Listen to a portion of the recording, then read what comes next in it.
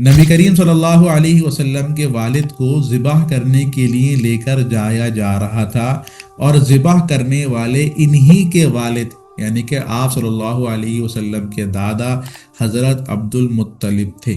پورا واقعہ کیا ہے انشاءاللہ آج کے اس سبق کے اندر ہم سنیں گے۔ نبی کریم صلی اللہ علیہ وسلم کے دادا حضرت عبد المطلب یہ جب زمزم کی کھدائی کر رہے تھے، اس وقت انہوں نے ایک نظر مانی، ایک منت مانی کہ اگر اللہ رب العزت ان کو 10 بیٹے دے اور یہ 10 بیٹے جوان ہو کر ان کے ساتھ ہو جاتے ہیں تو میں یعنی کہ عبد المطلب اللہ کی راہ میں ایک بیٹا قربان کروں گا، جس طرح ابراہیم علیہ السلام نے اسماعیل علیہ السلام کو قربان کیا۔ اب انہوں نے یہ نظر مان لی۔ اللہ تعالیٰ کی طرف سے کیا ہوا کہ ان کو اللہ تعالیٰ نے 10 بیٹے دے دیے۔ ان 10 بیٹوں کے اندر ایک نبی کریم صلی اللہ علیہ وسلم کے والد یعنی کہ حضرت عبداللہ بھی تھے۔ اب یہ اللہ تعالیٰ نے 10 بیٹے دے بھی دیے اور وہ 10 بیٹے جوان بھی ہو گئے، تو اب ان کو خیال آیا کہ وہ جو میں نے نظر مانی تھی اب اس کو پورا کرنا ہے، کیونکہ عرب جو تھے نا وہ ان کے اندر قبیلے والا نظام تھا، اور اس نظام کے اندر ہوتا یہ ہے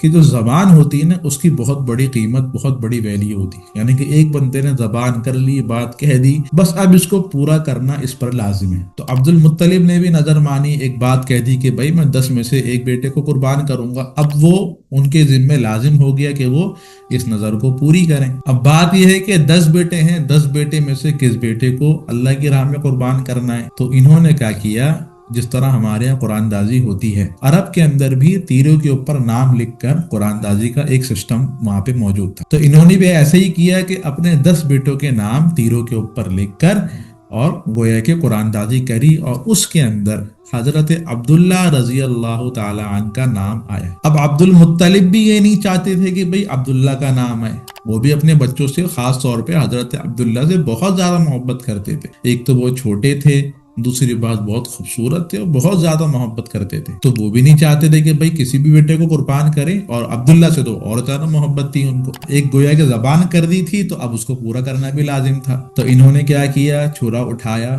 چھرا اٹھانے کے بعد حضرت عبداللہ کا ہاتھ پکڑا اور قربان کرنے کے لیے لے کر جانے لگے۔ جب قربان کرنے کے لیے لے کر جانے لگے تو راستے میں قریش کے کچھ سردار آ گئے، عبداللہ رضی اللہ تعالیٰ عنہ کے ننیال والے آ گئے۔ ان لوگوں نے بولا عبد المطلب اپنے ہی بچے کو قربان کر رہے ہو؟ عبد المطلب نے بتایا کہ بھائی میں نے نظر مانی ہے، میں نے ایک بات کہی ہے، اس کو پورا کرنا میرے اوپر لازم ہے۔ قبیلے والے نظام کے اندر تو یہ چیز سمجھا گویا کہ ضروری ہوتی ہے۔ تو اب عبداللہ رضی اللہ تعالیٰ عنہ کے ننیال والے اور قبیلوں والوں نے مشورہ کیا کہ بھائی ایسا کرتے ہیں کہ ہم کسی کاہنہ عورت ہے اس کے پاس جاتے ہیں، شاید کوئی ترتیب نکل آئے کہ عبداللہ کی جان بچ جائے۔ اب عبد المطلب بھی اس پر راضی ہوگا کہ بھائی کاہنہ عورت کے پاس جاتے ہیں۔ اب یہ لوگ کاہنہ عورت کے پاس گئے، وہاں جا کے اس کو پورا معاملہ بتایا کہ بھائی ایسے ایسے نظر مانی تھی اور ایسے ایسے اب اس کو پورا کرنا ہمارے اوپر لازم ہے۔ اس دور میں ایک بندے کی جو قیمت تھی، اگر کسی نے غلطی سے کسی کو مار دیا تو اس کے بدلے میں 10 اونٹ دینے ہوتے تھے۔ تو کاہنہ عورت نے کہا کہ ایسا کرتے ہیں کہ ایک تیر پہ گویا کہ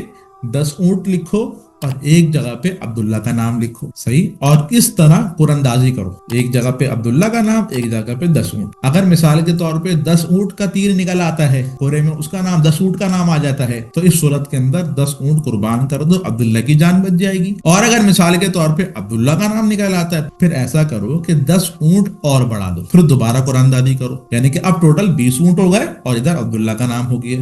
پھر مثال کے طور پہ 20 اونٹ نکل آتے ہیں تو بھائی 20 اونٹ قربان کر دو، اور اگر عبداللہ کا نام نکل آتا ہے تو پھر دوبارہ 10 اونٹ بڑھا دو، 30 اونٹ کر دو اور عبداللہ کا نام کر دو۔ اس طرح کرتے رہو، جب اونٹ کا قرا نکل آئے، اب 10 اونٹ کرتے کرتے جتنے بھی بڑھ جائیں تو ان سارے اونٹوں کو پھر قربان کرنا لازم ہوگا۔ تو اب عبد المطلب کو یہ مشورہ سمجھ میں آیا، انہوں نے ایسے ہی اب ایک طرف انہوں نے 10 اونٹ ڈالے، ایک طرف عبداللہ کا نام ڈالا۔ جب قرا ڈالا تو عبداللہ کا نام آیا، پھر دوبارہ 10 اونٹ بڑھائے، ایک طرف 20 اونٹ، ایک طرف عبداللہ کا نام۔ جب قرا ڈالا دوبارہ عبداللہ کا نام آیا، پھر ایک طرف پھر 10 اونٹ بڑھائے، 30 اونٹ ہو گئے، پھر عبداللہ کا نام ڈالا۔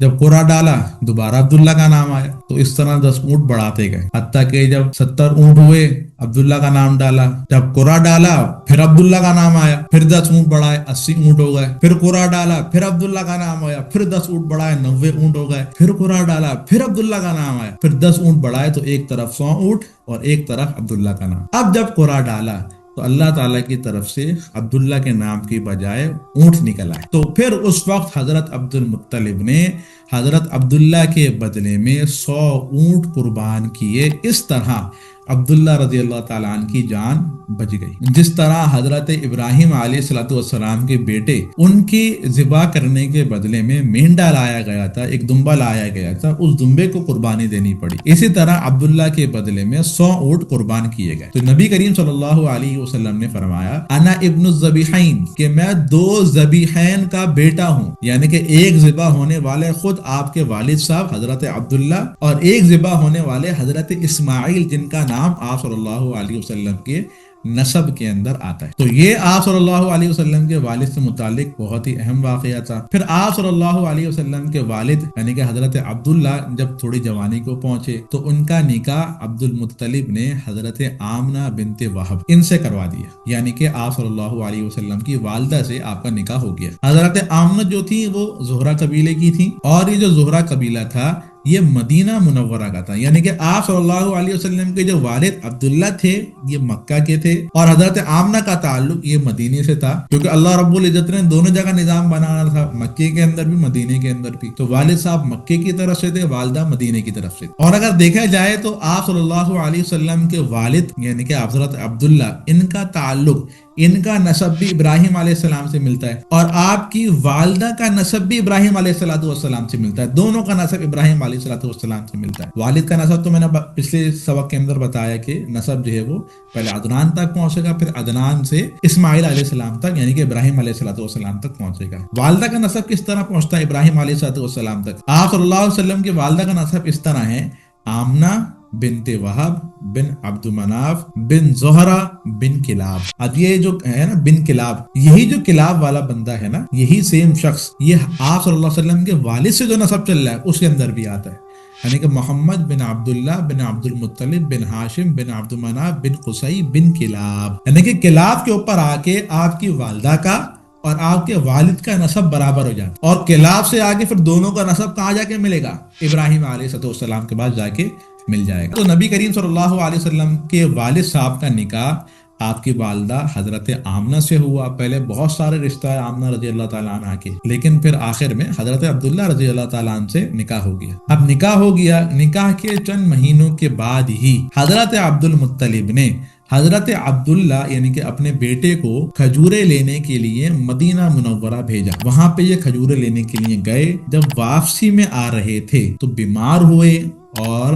اپنا جو ننیال تھا یعنی کہ آمنہ رضی اللہ تعالیٰ کا خاندان جو تھا وہاں پہ یہ رکے، اور وہیں پر ان کا انتقال ہو گیا. ابھی نبی کریم صلی اللہ علیہ وسلم پیدا نہیں ہوئے تھے، بلکہ حضرت عبداللہ یعنی کہ آپ صلی اللہ علیہ وسلم کے والد کے انتقال کے 2 مہینے کے بعد نبی کریم صلی اللہ علیہ وسلم کی پیدائش ہوئی. تو یہ کچھ باتیں تھیں کہ آپ صلی اللہ علیہ وسلم کا تعلق ابراہیم علیہ السلام سے کیسے ہوا. آپ صلی اللہ علیہ وسلم کے والد صاحب، ان کی تھوڑی بہت میں نے آپ کے سامنے ہسٹری رکھی، اور اسی طرح پھر اصحاب الفیل کا جو واقعہ ہے وہ آپ لوگوں کے سامنے آیا. تو یہ نبی کریم صلی اللہ علیہ وسلم کی پیدائش اور پیدائش سے پہلے کچھ اہم باتیں جو ہوتی ہیں یہ میں نے آپ کے سامنے رکھی. السلام علیکم ورحمۃ اللہ وبرکاتہ.